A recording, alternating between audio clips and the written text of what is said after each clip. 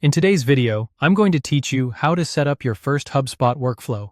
First, sign into your HubSpot account and head to the main dashboard. From there, open the automation menu and choose Workflows.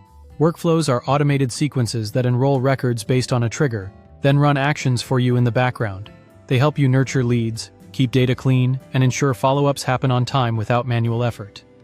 Click Create Workflow, and for this walkthrough, pick from scratch.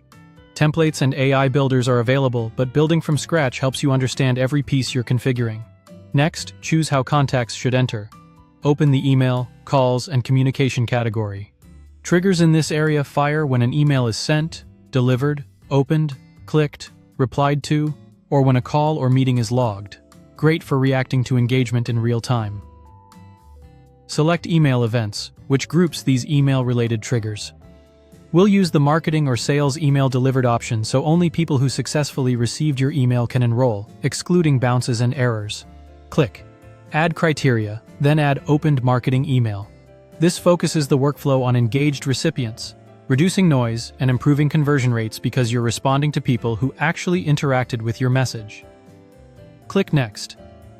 Add a condition to further narrow who qualifies. Choose Contact Properties. Using properties keeps your automation aligned with your CRM segmentation, things like lifecycle stage, territory, or lead status. Search for lead status and select it, then choose the value New as our example. Click Next. You'll see an enrollment toggle.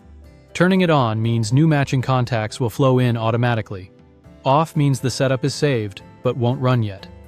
We'll leave it off for now so we can finish configuration and avoid enrolling anyone prematurely. Click Save and continue. Now, add an action and choose Delay.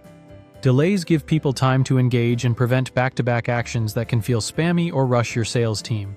Set the delay to be for a set amount of time and enter 2 days. Save your delay.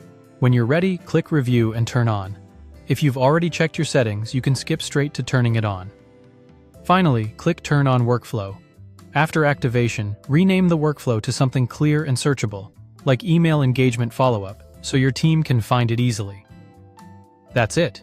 You've created a simple, reliable workflow that responds to delivered and opened emails, filtered by lead status, and spaces actions with a sensible delay. Keep iterating by adding actions like internal notifications, property updates, or branching logic as your needs grow. Thanks for watching, and subscribe for more.